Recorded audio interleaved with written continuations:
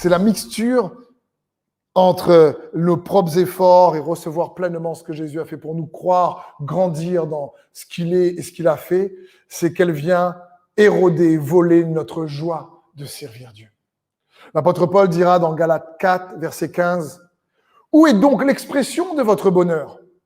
C'est comme si, au départ, tu rencontres le Seigneur, son amour, et tu es content de le servir, et tu dis, waouh, je veux servir Jésus. Et puis, là, quand tu commences, à un moment donné, tu fais pas ce qu'il faut, on te condamne, ou t'as pas apporté le bon repas, ou à la bonne heure, et c'est pas fait ce qu'il faut, tu as mal servi, et tu as fait des erreurs, et on commence à te pointer du doigt, et on te remet un joug de l'effort, et c'est à nouveau, on commence à accuser, à nouveau, on commence à te faire sentir, ouais, tu es pas assez ceci, tu es pas assez cela. Et là, ton service pour Dieu, commence à manquer de joie. C'est ça que le ministère commence à devenir pesant. Et donc, au lieu de puiser ta force dans ta relation avec le Saint-Esprit, tu commences, et souvent inconsciemment, à essayer de puiser ta force à partir des hommes. Ça met un sentiment de culpabilité. C'est comme, vous savez, s'il m'arrive, avec 1 jour, 2 jours, 3 jours passent, mais je n'ai pas pu prier ou je n'ai pas pu méditer la parole de Dieu comme je le souhaitais. J'aurais voulu prendre plus de temps, mais la journée était trop chargée, il y a eu trop d'imprévus, trop de coups de fil, où je n'ai pas réussi à me discipliner comme il fallait, peu importe. Et que je me sens coupable, en réalité, sans m'en rendre compte, c'est que je suis en train de plaire à Dieu avec mes propres efforts. Parce qu'il y a une différence entre se sentir coupable et avoir faim. Quand ça m'arrive de manquer de temps dans la prière, j'ai envie d'aller dans sa présence, pas parce que je me sens coupable, mais parce que j'ai faim de sa parole. L'homme ne se nourrira pas de pain seulement, mais de toute parole qui sort de la bouche de Dieu. J'ai faim d'être fortifié par lui. J'ai faim d'être nourri dans sa présence, par sa parole, pour que ma foi soit fortifiée et faire face aux défis, aux difficultés du moment présent. Jésus vit en passant un homme aveugle de naissance. Ses disciples lui posèrent cette question. « Maître, qui a péché, cet homme ou ses parents, pour qu'il soit né aveugle ?» Jésus répondit, « Ce n'est pas que lui ou ses parents aient péché. Pas du tout. Mais c'est afin que les œuvres de Dieu soient révélées en lui. Il faut que je fasse, tant qu'il fait jour, les œuvres de celui qui m'a envoyé. La nuit vient où personne ne peut travailler. Pendant que je suis dans le monde, je suis la lumière du monde. » Très intéressant.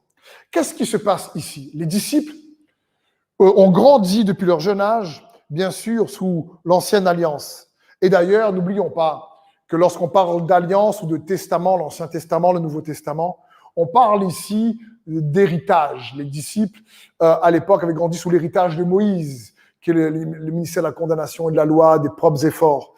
Comprenons bien également que lorsqu'on parle d'alliance, on ne parle pas ici de mériter, on parle d'hériter. Un testament, tu hérites. Le Nouveau Testament ne commence pas dans Matthieu 1. Il commence lorsque Jésus a versé son sang à la croix. Dans le cadre des disciples, ils ont hérité, eux, depuis leur jeune âge, de l'alliance hébraïque. La loi a été donnée par Moïse, mais la grâce et la vérité sont venues au travers de Jésus-Christ, nous dit l'apôtre Jean. Et donc ici, ils sont là en disant, mais la mentalité de la loi, des propres efforts, de ce qui condamne. Ce gars-là est né aveugle. C'est à qui la faute? Lui ou ses parents? Si Jésus aurait dit, c'est ses parents.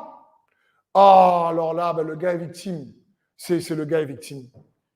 Et si Jésus aurait dit, c'est lui, c'est de sa faute, on l'aurait accusé. Ah oui, c'est normal.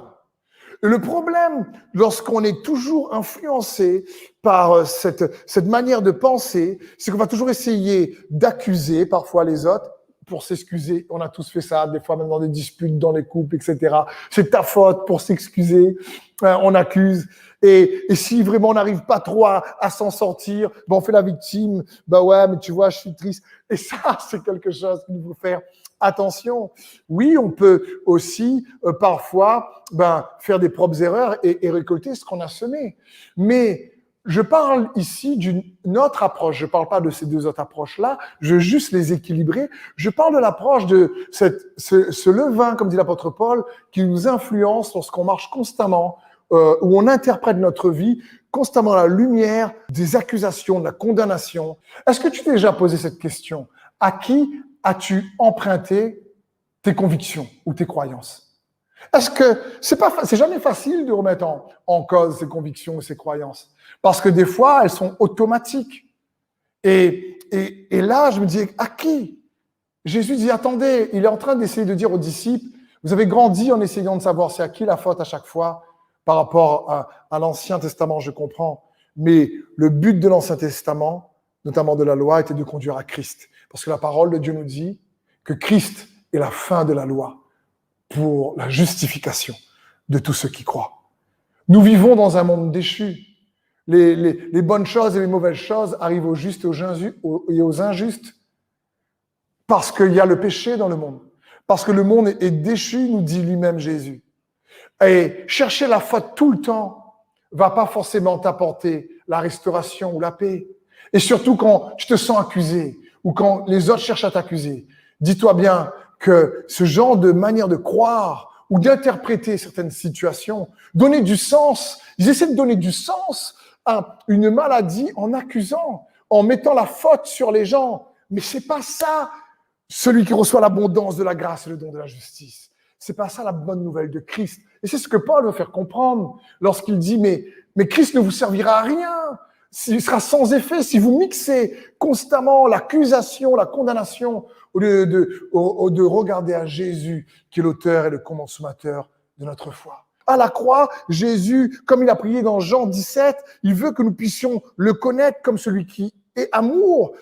Jean 17, verset 26 nous dit « Je t'ai fait connaître à eux et je continuerai à te faire connaître à eux pour que l'amour que tu m'as témoigné soit en eux et que je sois en eux. » Il est venu réconcilier l'amour et la vérité. Il est venu réconcilier la justice et la paix. Et on voit cela dans le psaume 85, verset 11 qui nous dit « L'amour et la vérité vont se rencontrer et la justice et la paix se donneront l'accolade et la vérité germera du sein de la terre. La justice descendra des hauteurs célestes. » Nous devons réaliser qu'il est venu pas uniquement réconcilier Dieu avec les hommes, mais il est venu réconcilier également le Dieu qui est un juste juge en un papa aimant pour que les hommes comprennent que, attends, avant peut-être tu avais peur de t'approcher de Dieu parce que c'est un juste juge. Ouh là là, c'est compliqué ou je m'approche pas de Dieu ou du pasteur parce que je vais me prendre plein la tête.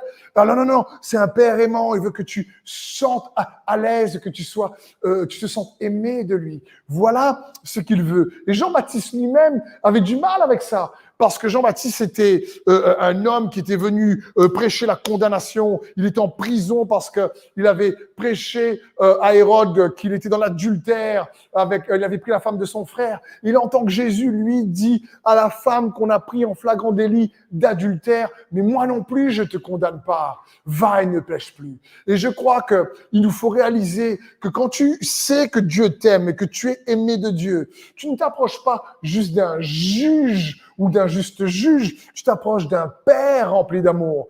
1 Jean 3, 1 nous dit « Voyez combien le Père nous a aimés pour que nous puissions être appelés enfants de Dieu. » Et nous le sommes. C'est comme ce malade sur un lit, paralysé sur un lit, qui est amené par ses amis, par le toit, devant Jésus qui prêche à la foule. La maison est tellement pleine à craquer que les amis ont l'idée, ils prennent l'initiative, par amour pour leur ami, de perforer un trou dans le toit. Ça a dû faire un boucan. Ils ont gêné toute la réunion et les gens sont en train de voir, mais qu'est-ce qui se passe? C'est quoi ce boucan? Les trucs ont dû tomber par terre. Dit, mais c'est quoi ça? Et il voit tout doucement vraiment quelqu'un descendre sur un lit paralysé devant Jésus et toute la foule dit, mais comment? Ils ont osé déranger Jésus dans sa prédication, attention. Et là, Jésus dit quelque chose d'extraordinaire. Il va dire, tes péchés sont pardonnés. Mais il avait besoin de guérison. Pourquoi Jésus dit ça?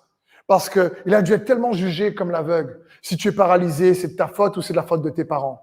Si tu es paralysé, c'est quoi? C'est toi qui as un problème, ou c'est les parents, c'est ta famille, il y a un problème, il y a réellement une raison fautive, tu es coupable ou ils sont coupables. Et il devait tellement être sous le joug de la condamnation, de la culpabilité. Il avait besoin d'entendre tes péchés sont pardonnés. Tes péchés sont pardonnés. Jamais entendu ça. Jamais entendu ça. J'ai toujours entendu que je suis pas assez bien, pas assez ceci, c'est la faute de mes parents, c'est la faute de mon passé, c'est la faute de celui qui m'a fait du mal, c'est la faute d'un tel. Et là, celui par qui la grâce, la vérité est arrivée. Jésus, la grâce n'est pas un principe ou une loi, la grâce est une personne, Jésus-Christ. Et il me dit, mes péchés sont pardonnés. Parce que la grâce, la vérité sont venus au travers de Jésus-Christ. Et je crois que, mon frère, ma sœur, toi qui me regardes, peut-être que tu as besoin d'entendre que Jésus aussi t'a pardonné. Peut-être que tu as besoin d'entendre, oui, on est loin d'être parfait, moi le premier. Mais quand on regarde à la bonne nouvelle de Christ, et c'est une bonne nouvelle où on se sent aimé, qui n'est pas là pour nous accuser ou nous faire porter un joug lourd, mais qui est là au contraire pour alléger notre charge.